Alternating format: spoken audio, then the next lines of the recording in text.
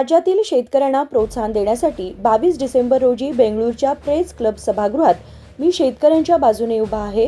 हा सन्मान 25 जिल्ह्यातील शेतकऱ्यांना प्रदान केला जाणार आहे, अशी माहिती भूमी संस्थेचे संचालक रघुनंदन यांनी दिली. शुक्रवारी बेळगाव शहरातील कन्नड साहित्य भवनात आयोजित पत्रकार परिषदेत ते बोलत होते. ನಮಸ್ಕಾರ. ಇಲ್ಲಿ ಸೇರಿರುವಂಥ ಎಲ್ಲ ಪತ್ರಕರ್ತರಿಗೂ ನಮಸ್ಕಾರ. ಐ ಸಪೋರ್ಟ್ ಫಾರ್ಮ್ ಹತ್ರ ನಾನು ರೈತರ ಪರ ನಿಲ್ಲುತ್ತೇನೆ ಕಾರ್ಯಕ್ರಮ ಏನಿದೆ, ಇದನ್ನು ನಾವು 3 ಸಮಸ್ಯೆಗಳಿಂದ ಎದುರಿಸಲಿ ಅಥವಾ ಬದಲಾಯಿಸಬೇಕು ಅನ್ನೋ ದೃಷ್ಟಿಯಿಂದ ಮಾಡ್ತಾ ಇದ್ದೀವಿ. ಮೊದಲನೇದು, ಇವತ್ತು ನಮ್ಮ 145 ಕೋಟಿ ಜನ ಇದ್ದೇವೆ. ನಮ್ಮ ಆಹಾರ ಕೊರತೆ ಹೆಚ್ಚಾಗ್ತಾ ಇದೆ ದಿನದಿನಕ್ಕೆ. ಆದರೆ ಈ ಕಡೆ ರೈತರ ಸಂಖ್ಯೆ ಕ್ಷೀಣಿಸ್ತಾ ಇದೆ. ಈ ಒಂದು ನಿಟ್ಟಿನಲ್ಲಿ ರೈತರಿಗೆ ಇಲ್ಲಿ ಲಾಭ ಬರದೇ ಇರೋದು ಕಾರಣ ಆಗಿದೆ. ಅವರ ವ್ಯಾಪ್ತಿ ಬಿಟ್ಟು ಬೇರೆ ಕಡೆ ಅವರು ಏನು ಬೆಳೀತಾ ಇದ್ದಾರೆ ಗೊತ್ತಿಲ್ಲದೆ ಇರೋ ಕಾರಣದಿಂದ ಹೆಚ್ಚಾಗಿ ಅವರಿಗೆ ಲಾಭ ಮಾಡುವಂಥ ಅವಕಾಶ ಕಲ್ಪಿಸ್ತಾ ಇಲ್ಲ. ಎರಡನೇದು, ಇವತ್ತಿನ ದಿವಸ ಕೃಷಿ ಅಂದರೆ ಹೆಂಗಾಗಿದೆ ಅಂದರೆ, ಇದನ್ನು ಮುಂದಿನ ಪೀಳಿಗೆಯವರು ಇದನ್ನು ಮುಂದುವರಿಸಬೇಕು ಅನ್ನೋ ಒಂದು ಉದ್ದೇಶನೇ ಇಟ್ಬಿಡ್ತಾ ಇದ್ದಾರೆ. ಯಾಕೆ ಅಂದರೆ ಇದು ಇನ್ನೆಷ್ಟು ಲಾಭದಾಯಕ ಇಲ್ಲ ಅನ್ನೋ ಒಂದು ಪರಿಸ್ಥಿತಿ ಬಂದಿದೆ. ಇದನ್ನು ಲಾಭದಾಯಕ ಮಾಡಿ ಮುಂದಿನ ಪೀಳಿಗೆಯವರು ಕೃಷಿ ಅನ್ನೋದನ್ನು ತಮ್ಮ ಒಂದು ವೃತ್ತಿಯಾಗಿ ತಗೋಬೇಕು ಅನ್ನೋ ಉದ್ದೇಶ. ಮೂರನೇದು, ಇವತ್ತಿನ ದಿವಸ ರೈತನ ಸ್ಥಾನಮಾನ ಅಥವಾ ಗೌರವ ತುಂಬ ಕಡಿಮೆ ಆಗುತ್ತೆ. ಇದನ್ನು ನಾವು ಹೆಚ್ಚಿಸಬೇಕು ಅಂದರೆ ಒಬ್ಬ ರೈತನಿಗೆ ಯಾವ ಥರ ಒಬ್ಬ ಸೆಲೆಬ್ರಿಟಿ ಸ್ಟೇಟಸ್ ಅಂತ ಕೊಡಬೇಕು, ಅವನು ಒಬ್ಬ ಮುಖ್ಯವಾದ ಅಂಗಾಂಗ ಈ ಸಮಾಜಕ್ಕೆ. ಅವನಿಲ್ಲ ಅಂದರೆ ಆಹಾರನೇ ಇಲ್ಲ ಅನ್ನೋದನ್ನು ನಾವು ನಗರ ಮತ್ತು ಪಟ್ಟಣ ಮತ್ತು ಇಡೀ ಸಮಾಜದಲ್ಲಿ ಅದನ್ನು ತಂದು ಅದಕ್ಕೆ ಆ ನಿಟ್ಟಿನಲ್ಲಿ ನಾವು ಕೆಲಸ ಮಾಡಬೇಕು ಅಂತಿದ್ದೀವಿ. ಈ ಮೂರನ್ನು ನಾವು ಯಾವ ರೀತಿಯಾಗಿ ಸಮಸ್ಯೆನ ಒಂದೊಂದೇ ಹಂತದಲ್ಲಿ, ಅಂದರೆ ನಾವು ಇಷ್ಟು ದೊಡ್ಡ ದೇಶದಲ್ಲಿ ನಾವು ಎಲ್ಲನೂ ಒಂದೇ ಬಗೆಹರಿಸೋಕ್ಕಾಗಲ್ಲ. ಮೊದಲನೇದಾಗಿ ನಮ್ಮ ವೇದಿಕೆಯಿಂದ ಎಲ್ಲ ಸಣ್ಣ, ಅತಿ ಸಣ್ಣ, ಇವನ್ 10 ಗುಂಟೆ ಇರುವಂಥ ರೈತರು ಕೂಡ ನಮ್ಮ ವೇದಿಕೆಯಲ್ಲಿ ಡಿಜಿಟಲ್ ಸ್ಪೇಸಿಗೆ ತೊಗೊಂಡ್ಬಂದು ಅವ್ರು ಏನು ಬೆಳೀತಾ ಇದ್ದಾರೆ, ಅವ್ರು ಯಾವ ರೈತ, ಯಾವ ಊರಲ್ಲಿದ್ದಾರೆ ಅನ್ನೋದನ್ನು ನಾವು ಪ್ರತಿಯೊಬ್ಬರಿಗೂ ಪರಿಚಯ ಮಾಡಿಕೊಡ್ಬೇಕು. ಇದರಿಂದ ಏನಾಗುತ್ತೆ, ಅವರ ವ್ಯಾಪ್ತಿ ಬಿಟ್ಟು ಬೇರೆ ವ್ಯಾಪ್ತಿಗಿರುವಂಥ ಕೊಂಡ್ಕೊಳ್ಳೋರಾಗಲಿ ಮಾರೋರಾಗಲಿ ಅವರಿಗೆ ಸಂಪರ್ಕಕ್ಕೆ ಬರ್ತಾರೆ. ಹಾಗಾಗಿ ಆಯ್ಕೆ ಜಾಸ್ತಿಯಾಗಿ ಅವರಿಗೆ ಹೆಚ್ಚು ಹಣ ಗಳಿಸುವಂಥ ಅವಕಾಶ ಆಗುತ್ತೆ. ಈ ಚಂದಾದಾರಿಕೆ ಏನು ಕೊಡಬೇಕಾಗಲಿ, ಇದನ್ನು ಉಚಿತವಾಗಿ ಭೂಮಿ ಇಡೀ ರಾಜ್ಯದ ಹಾಗೂ ರಾಷ್ಟ್ರದ ಎಲ್ಲ ರೈತರಿಗೂ ಫ್ರೀಯಾಗಿ ನೋಂದಣಿಯಾಗಲು ಅವಕಾಶ ಮಾಡಿಕೊಡ್ತಾ ಇದೆ. ಎರಡನೇದು, ಯಾವಾಗ ನಾವು ಒಂದು ಕೃಷಿನ ಲಾಭದಾಯಕ ಮಾಡಬೇಕು ಅಂತೀವೋ ಆವಾಗ ನಾವು ಉದ್ಯಮವಾಗಿ ನೋಡಬೇಕಾಗತ್ತೆ. ಯಾವಾಗ ಉದ್ಯಮವಾಗಿ ನೋಡಬೇಕು ಅಂತ ಅನ್ಕೊಳ್ತೀವೋ ಆವಾಗ ನಮಗೆ ಕೆಲವು ಅಡ್ವಾನ್ಸ್ ಟೂಲ್ಸ್ ಬೇಕಾಗುತ್ತೆ. ಅಂದರೆ ಈಗ ಒಂದು ಬಿಸ್ನೆಸ್ ಮಾಡ್ತಾ ಇದ್ದೀನಿ ಅಂದರೆ ಒಂದು ಸಿಸ್ಟಮ್ ಇರುತ್ತೆ, ಎಕೋ ಸಿಸ್ಟಮ್ ಅಂತ ಬೇಕಾಗುತ್ತೆ. ಆವಾಗಲೇ ನಾವು ಹೆಚ್ಚು ಲಾಭ ಮಾಡೋಕ್ಕಾಗೋದು.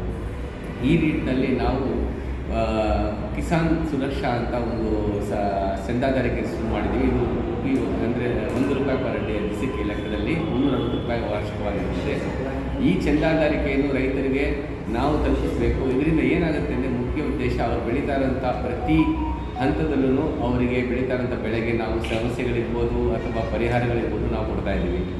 ಎರಡನೇದು, ಅವರ ವ್ಯಾಪ್ತಿ ಬಿಟ್ಟು ಬೇರೆ ಕಡೆ ಕೊಂಡ್ಕೊಳ್ಳೋರನ್ನ ಅವರು ಸಂಪರ್ಕ ಮಾಡೋದಕ್ಕೆ ಅವಕಾಶ ಮಾಡಿಕೊಡ್ತಾ ಇದ್ದೀವಿ. ಮೂರನೇದು, ಅವರಿಗೆ ಬೇಕಾಗಿರೋ ಅಗತ್ಯಗಳನ್ನು ಅವ್ರ ಊರು ಬಿಟ್ಟು ಬೇರೆ ಕಡೆಯವರೆಗೂ ತಿಳಿಸಿ, ಅವರಿಗೆ ಒಬ್ಬರಲ್ಲ 4-5-6 ಜನ ಬಂದು ಫೋನ್ ಮಾಡಿ, ಸರ್ ಇದು ನಮ್ಮ ಹತ್ರನೂ ಇದೆ, ನಿಮ್ಮ ತಿಳ್ಕೊಳ್ಳಿಂದಾಗ ಅವ್ರಿಗೇನಾಗುತ್ತೆ, ಆವಾಗ ರೈತರಿಗೆ ಹೆಚ್ಚು ಕೊಂಡ್ಕೊಳ್ಳೋವಾಗ ಕಡಿಮೆ ದರದಲ್ಲಿ ಸಿಗುತ್ತೆ, ಮಾರಬೇಕಾದ್ರೆ ಹೆಚ್ಚು ಹಣ ಮಾರುವಂಥ ಅವಕಾಶ ಆಗುತ್ತೆ. ಇದೆಲ್ಲ ಆದಮೇಲೆ ಒಬ್ಬ ಬಿಸ್ನೆಸ್ ಮ್ಯಾನ್ ನಡಿಬೇಕು ಅಂದರೆ ಪ್ರಾಫಿಟ್ ಆ್ಯಂಡ್ ಲಾಸ್, ಅಂದರೆ ಅವ್ರು ಏನು ಬೆಳೀತಾ ಇದ್ದಾರೆ ಅದನ್ನು ಹೇಗೆ ಒಂದು ಬಜೆಟ್ ಮಾಡಿಕೊಂಡು ಅದರ ಪ್ರಕಾರ ನಡೀತಾ ಇದೆಯಾ, ನಾನು ಲಾಭ ಮಾಡೋದನ್ನ ಇಲ್ಲ ಅಂತ ಅರಿವಾದಾಗ ಅವರು ಹಂತವಾಗಿ ಒಂದೊಂದು ಬೆಳೆ ನಂತರನೂ ಎಲ್ಲಿ ನಾನು ನಷ್ಟ ಮಾಡ್ಕೊತಾ ಇದ್ದೀನಿ ತಿದ್ದುಪಡಿ ಮಾಡಿಕೊಂಡು ಒಬ್ಬ ವ್ಯಾಪಾರಸ್ಥರ ಥರ ಅವನ ಬೆಳೆನ ನಡೆಸ್ಕೊಂಡು ಹೋಗ್ಬೋದು. ಮೂರನೇದು, ಈ ನಾವು ಡಿಸೆಂಬರ್ 23ನೇ ತಾರೀಕು ರಾಷ್ಟ್ರ ಅಥವಾ ಪ್ರಪಂಚದ ರೈತ ದಿನಾಚರಣೆ ಅಂತಿದೆ. ಈ ದಿನಾಚರಣೆ ಅಂಗವಾಗಿ ನಾವು ರೈತ ಪ್ರಶಸ್ತಿ ಕೊಡಬೇಕು ಅಂತಿದ್ದೀವಿ.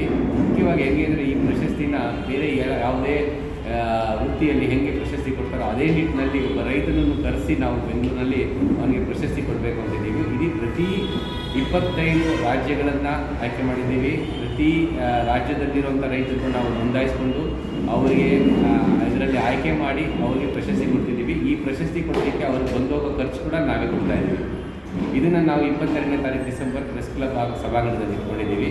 ನೀವೆಲ್ಲರೂ ರೈತರು ಕೂಡ ಬಂದು ಆ ಪ್ರಶಸ್ತಿಯನ್ನು ತೊಗೊಂಡು ಹೋಗಬೇಕು ಅನ್ನೋದು ನಮ್ಮ ಉದ್ದೇಶ. ಇದೆಲ್ಲ ಆದಮೇಲೆ ಈಗ ನಗರ ಪಟ್ಟಣದವರಿಗೆ ರೈತರ ಸಮಸ್ಯೆಗಳನ್ನ ಬರೀ ಪೇಪರ್ ಓದ್ತಾ ಇರ್ತಾರೆ, ಅವ್ರಿಗೆ ಏನು ಗೊತ್ತಾಗಲ್ಲ. ಅವರು ಕೂಡ ಎಷ್ಟೋ ಸಲ ರೈತರ ಜೊತೆ ಸ್ಪಂದಿಸಬೇಕು ಅಂತಾರೆ, ಆ ಸ್ಪಂದಿಸೋಕ್ಕೆ ಅವ್ರಿಗೆ ಅವಕಾಶ ಕೊಡಲ್ಲ. ಸೊ ನಾವೇನು ಮಾಡಿದ್ದೀವಿ, ಈಗಾಗಲೇ ರೈತರಿಂದ ನೇರವಾಗಿ ಕೊಂಡ್ಕೊಂಡು ಬೆಂಗಳೂರಲ್ಲಿ ಒಂದು 45 ಅಂಗಡಿಗಳಿಗೆ, ಅಂದರೆ ಆಲ್ರೆಡಿ ಇರುವಂಥ ಎಕ್ಸಿಸ್ಟಿಂಗ್ ತರಕಾರಿ ಮತ್ತು ಹಣ್ಣು ಅಂಗಡಿಗಳಿಗೆ ನೇರವಾಗಿ ಕೊಟ್ಟು ಈಗ ಅಲ್ಲಿರುವಂಥ ಅರ್ಬನ್ ಕಸ್ಟಮರ್ಸ್ ಯಾರಿದ್ದಾರೆ ಅದನ್ನು ಕೊಂಡ್ಕೊಳ್ತಾ ಇದ್ದಾರೆ.